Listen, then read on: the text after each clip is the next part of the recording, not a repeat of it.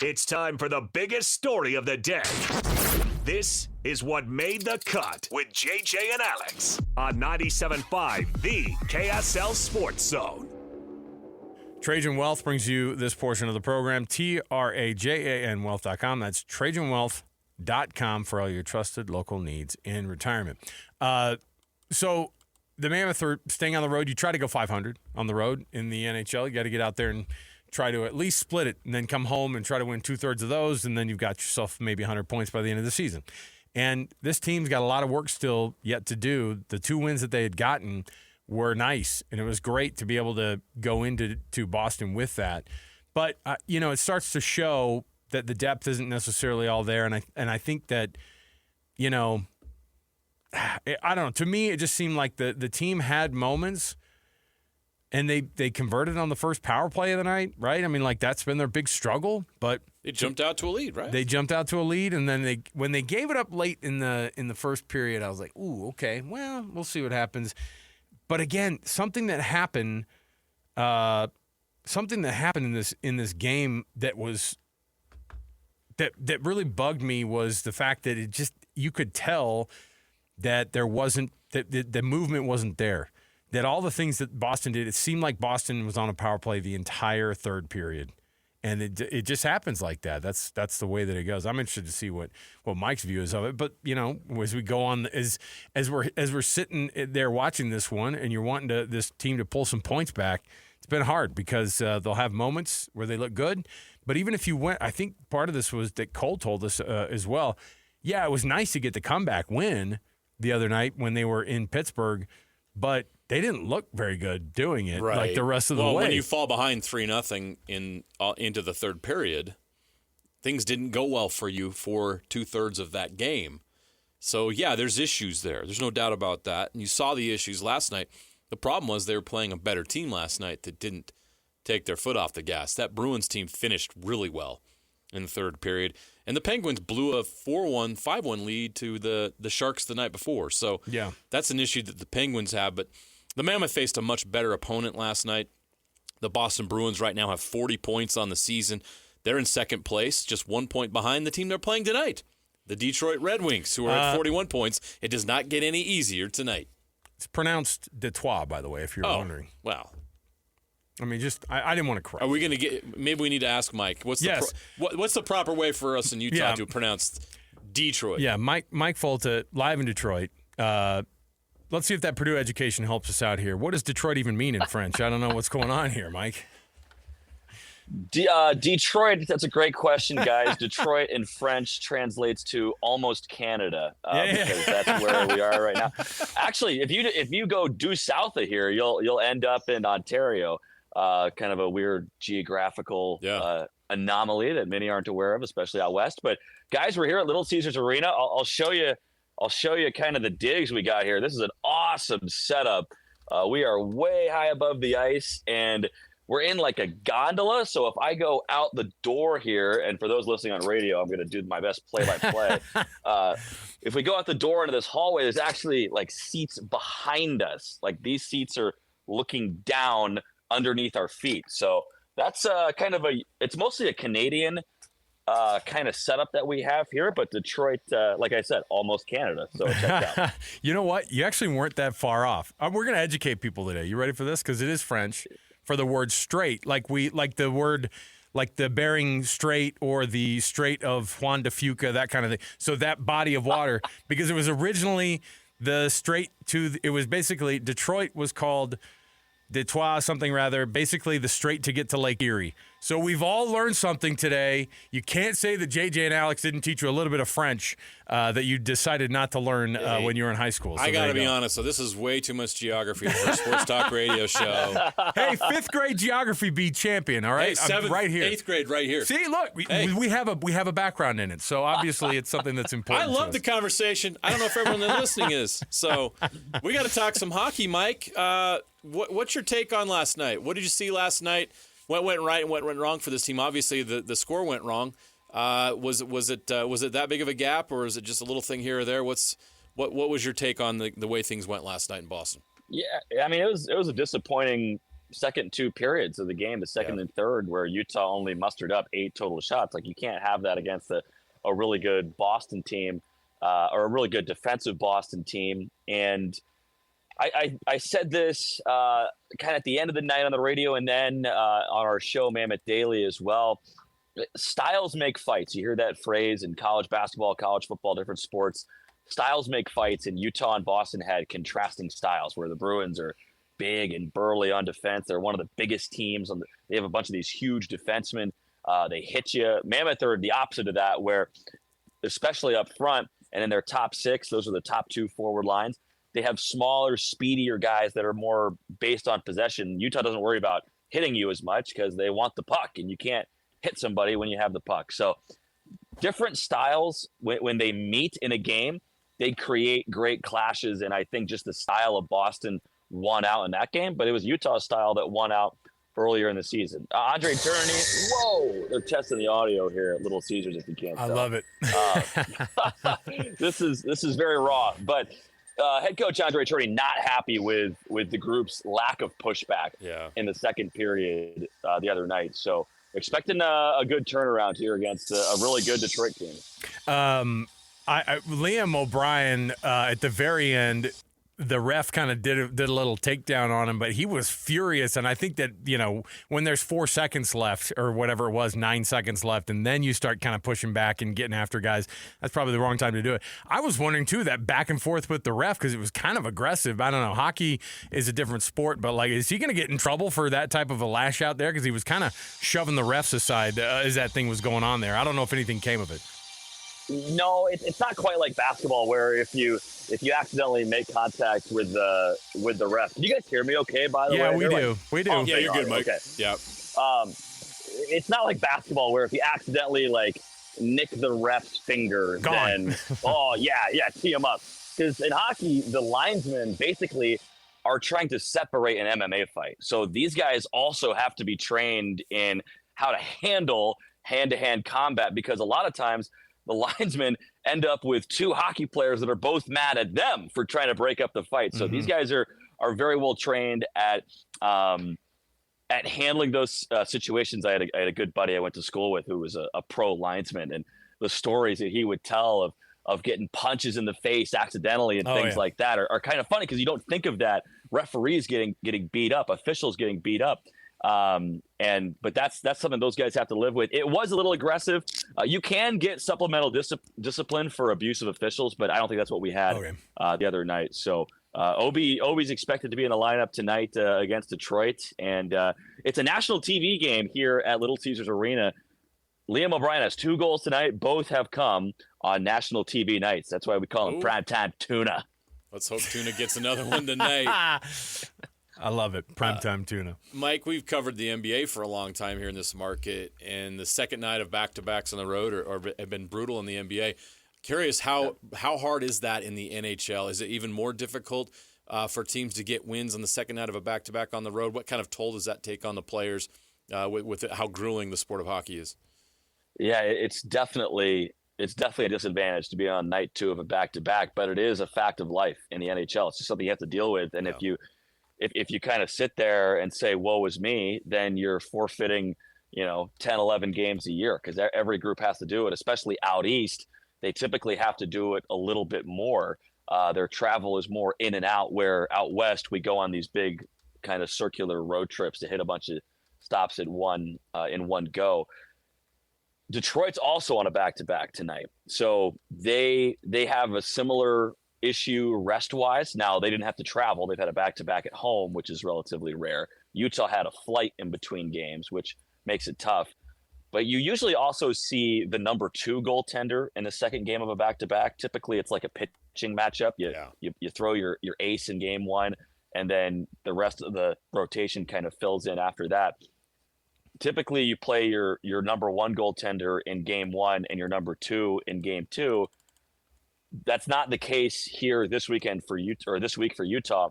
We saw Vitek Vanacek last night, who's the number 2 goaltender. We'll see Karel Vejmelka tonight for the Mammoth against Detroit, or at least we expect to see Veggie, since we did see Vitek last night. Yeah, and that was I was talking with JJ about that. It was a rough night for Vanacek, because it was Boston was in front of the goal the entire second and third period. It felt like on that side, the possession was obviously swung way in the direction of Detroit. And when you talk about the contrasting styles, it's hard to know when you're watching for us, like what style is going on there. What do they match up well against? And is Detroit one of these games that they could get back because the style maybe does lean in their direction a little bit more versus, last night against Boston? It's mostly the same team here in Detroit that we saw last year.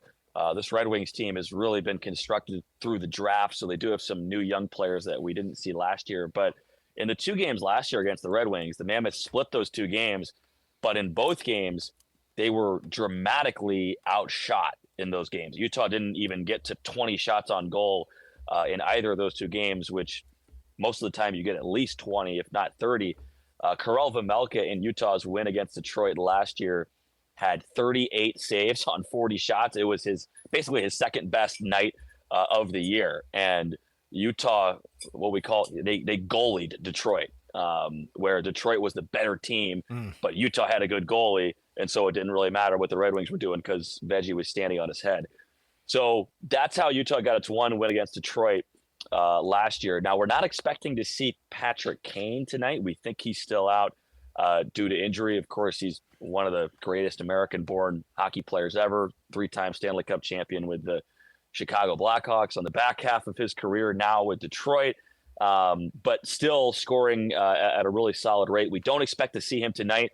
The Red Wings do have one of the top goal scorers in the league in Alex DeBrincat, who was another Chicago Blackhawk from back in the day. But DeBrincat, I believe, is third, I want to say, with 20 goals entering tonight, or tied for third. So he's another guy who's been red hot to start the year. He had a couple last night against the New York Islanders.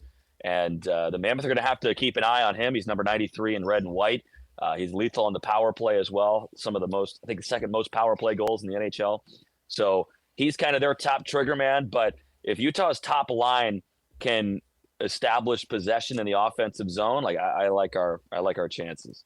The Detroit Red Wings are a proud franchise. They're an original 6 franchise. They've won a lot of cups. When I was growing up, later in my late teens, early 20s, they had a dynasty going. It felt like the Red Wings were the premier franchise in the NHL, but they haven't been to the playoffs for 10 years. They haven't won a playoff game in 13. How important is it for the NHL to have the Red Wings be good again? Because it looks like this year they're going to end that drought. That's a great question.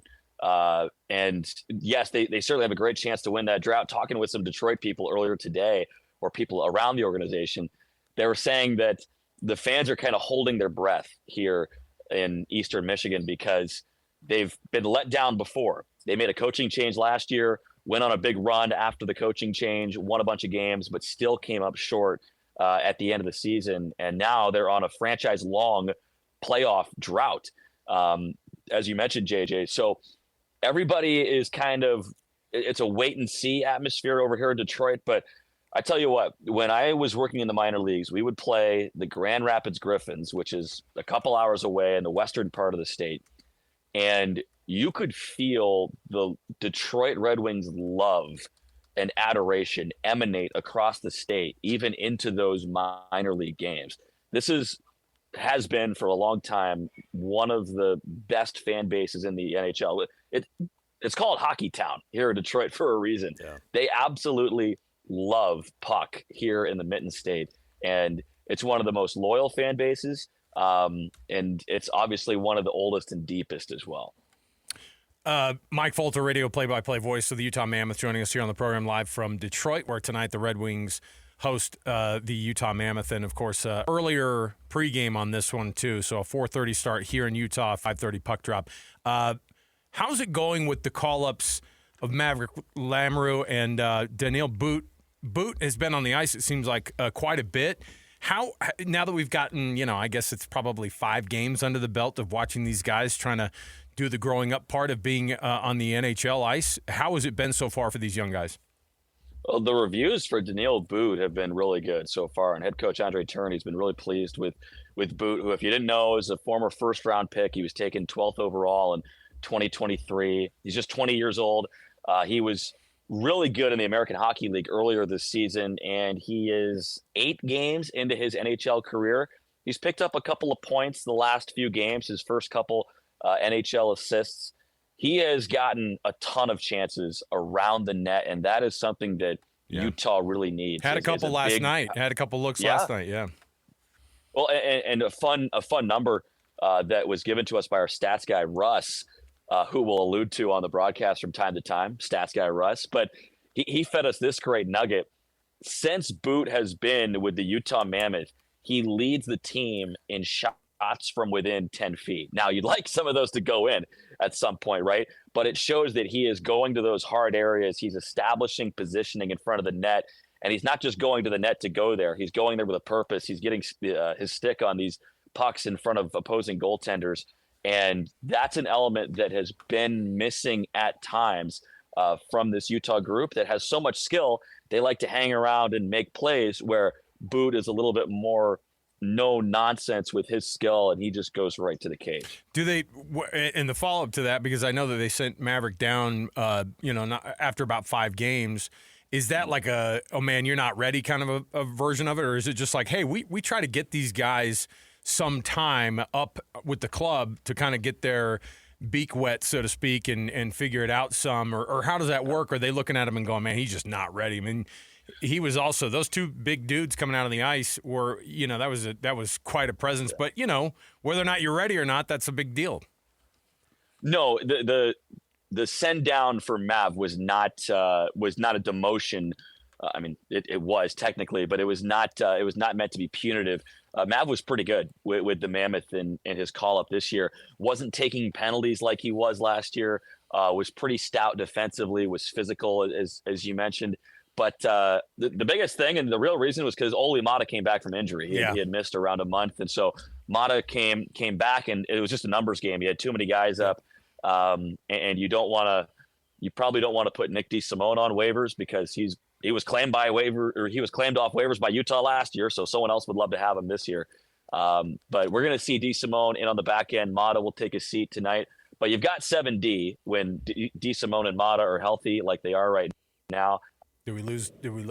Oh, there he is. Okay, good. He's back. Nick Olczyk just called me. I had to hang up on him. You tell Nick to wait. Yeah, listen, you got important stuff going on here, Mike. Come on.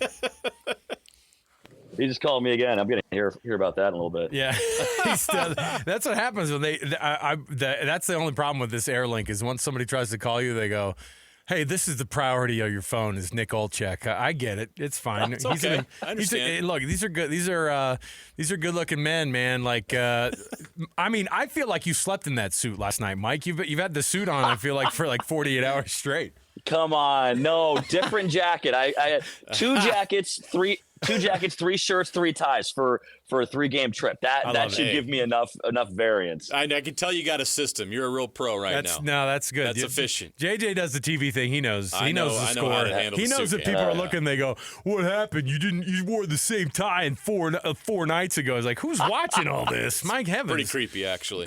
But Mike, before we cut you loose, this Red Wings team is red hot right now. 6-1-1 in their last 8. The Mammoth obviously have been struggling a bit. What do the Mammoth have to do second out of a back-to-back tonight to get a win in Detroit? I think they got to get a really good start. This Detroit team has been they haven't been as good of a first period team as they have been a second period team. So I think getting that start is going to be important. Oh, they're showing Larry Bird on the Jumbotron right now. That's great. Indiana State legend at a French Lick. The Sycamores. That's right. Yeah, Roll Timber. Roll Timber. They're showing Magic Johnson and Larry Bird. Sorry, a little Indiana basketball there for you. Yeah. But this Mammoth group has to get out to a good start. They got out to a good start last night against Boston. Had a really good first period. Were the much better team in the first period. They have to be able to have that second push.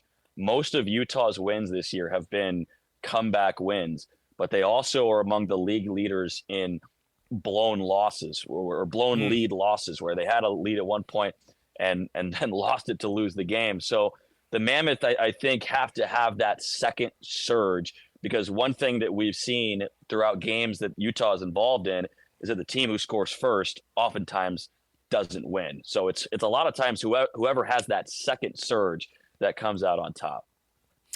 Well, Mike, we'll cut you loose here as you get ready for this one tonight. We appreciate all the coverage you guys are doing. And it is a hustle on the road. Our guy Cole Bagley also out on the road and doing the thing, and he almost accidentally went into Canada today, and then he got searched at the border thanks to a fun Uber drive. So at least that wasn't you.